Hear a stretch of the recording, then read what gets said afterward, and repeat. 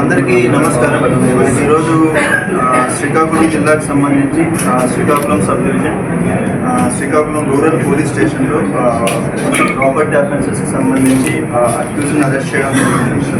So ఈరోజు మనకి టోటల్గా ఇద్దరు వ్యక్తులను అరెస్ట్ చేస్తున్నాము. సో ఇందులో A1 వచ్చి దున్నా కృష్ణ అలియాస్ ప్రీతం కృష్ణ సింగ్. ఈయనది మెలియాపుట్టి చాపరా విలేజ్, బట్ ఈయన మొత్తం ఉండేదంతా వెస్ట్ బెంగాల్లో ఉంటారు, పాటానగర్ ఏరియాలో. ఇక్కడ ఫ్యామిలీ మొత్తం ఆయన కూడా అక్కడే ఉంటారు. రెండో వ్యక్తి A2 వచ్చి సయ్యద్ రఫీ. ఈయన మనకి శ్రీకాకుళం టౌన్లోనే ఉంటారు. సో ఇద్దరు వ్యక్తులను అరెస్ట్ చేయడం జరిగింది. సో వీళ్ళు ఓవరాల్గా మనకి శ్రీకాకుళం డిస్ట్రిక్ట్కి సంబంధించి 18 కేసుల్లో వీళ్ళు టోటల్గా ప్రాపర్టీ అఫెన్సెస్ చేశారు రీసెంట్గా 24-25కి సంబంధించి. సో వాటిలో మనకి టోటల్ ప్రాపర్టీ లాస్ వచ్చి 476 గ్రాముల గోల్డ్, 1443 అంటే ఆల్మోస్ట్ కిలోన్నర సిల్వర్, 7 లక్షల క్యాష్ పోయినట్లు కంప్లైంట్స్ ఉన్నాయి మనకి. బట్ ఇందులో మనం ప్రాపర్గా వెరిఫై చేస్తే మనకు తెలిసింది ఏంటంటే, కంప్లైంట్స్ ఎవరైతే ఇచ్చారో వాళ్ళు ఒక కేసులో 85 గ్రామ్స్ పోయిందని కంప్లైంట్ ఇచ్చారు. బట్ యాక్చువల్గా అందులో ఏమీ పోలేదు. సో ప్రాపర్టీ అన్నదే పోలేదు. ఇంకొక కేసులో ఆల్మోస్ట్ 4 తులాలు అంటే 48 గ్రాములు 50 గ్రాములు గోల్డ్ పోయిందని ఇచ్చారు.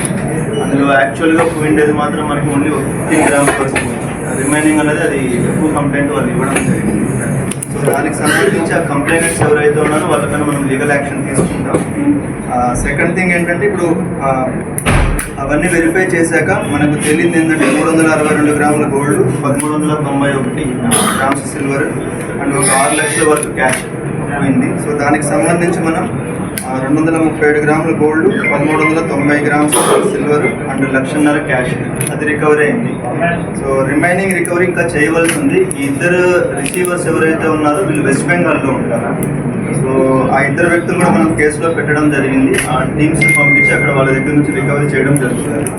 సో ఈయన ఏంటంటే, దున్నా కృష్ణ గారి గురించి ఒకటి చెప్పాలంటే, ఈయన పైన ఆల్రెడీ మనకి ఆంధ్ర తెలంగాణ 2 స్టేట్స్లో కలిపి 218 కేసులు ఉన్నాయి. ఓవరాల్గా 218 కేసులు ఉన్నాయి. ఈయన ఇంతకుముందు ఆల్రెడీ అరెస్ట్ అయ్యారు.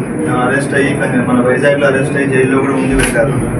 ఆయన ఎక్కడే కానీ ఫోన్ వాడరు.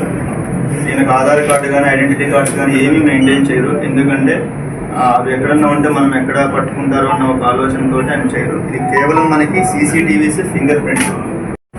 ఈయన ఓవరాల్గా ఈయన ఎంఓ ఏం చేస్తున్నారంటే, ఇంతకుముందు అయితే ఇక్కడ దగ్గరలో ఇక్కడ ఏదో ఒక జిల్లాలో ఉండి చుట్టుపక్కల చేసేవాళ్ళు. రీసెంట్గా ఏం చేస్తున్నారంటే మొత్తం అంతా వెస్ట్ బెంగాల్లో ఉంటారు. ఎప్పుడైతే అఫెన్స్ చేయాలనుకుంటారో అప్పుడు ఇక్కడికి వస్తారు, అఫెన్స్ చేస్తారు, మళ్ళీ వెస్ట్ బెంగాల్ వెళ్ళిపోతారు. సో దానివల్ల ఇది కొంచెం పట్టుకోవడం మనకి కొంచెం లేట్ అయింది. బట్ ఎంటైర్ టీమ్ ఇక్కడ అడిషనల్ SP క్రైమ్స్ ఉన్నారు. SDPO శ్రీకాకుళం వివేకానంద ఇక్కడ లేరు. సో ఆయన SDPO Tekkali and CI Srikakulam rural పైడప్ నాయుడు అండ్ మనకి SI Srikakulam rural and other team CCS team, CCS CI Nandamuri. So ఈ టీం మొత్తం కొంచెం ఎక్కువ ఎఫర్ట్స్ పెట్టాల్సి వచ్చింది దీంట్లో. ఈయనకు ఏవైతే ఇంతకుముందు కన్విక్షన్స్ పడ్డాయో ఆ కన్విక్షన్స్లో కూడా ఈయన ఆల్రెడీ జైల్లో ఉన్నారు. సో వీటికి కూడా మనం కన్విక్షన్స్ వచ్చేలా దీన్ని 100% వర్కౌట్ చేస్తాం. ఎన్నిసార్లు అండి జైలు కింద? 2001-2002 నుంచి అఫెన్సెస్ చేస్తున్నారు. 6-7 టైమ్స్ వెళ్ళారు. సో ఈయన పైన ఆల్రెడీ DC షీట్ కూడా ఉంది. కంచరపాలెం PSలో వైజాగ్లో ఉంది.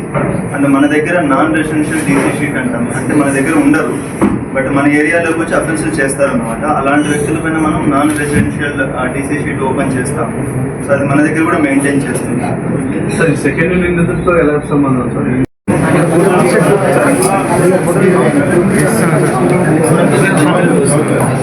వీళ్ళు మెయిన్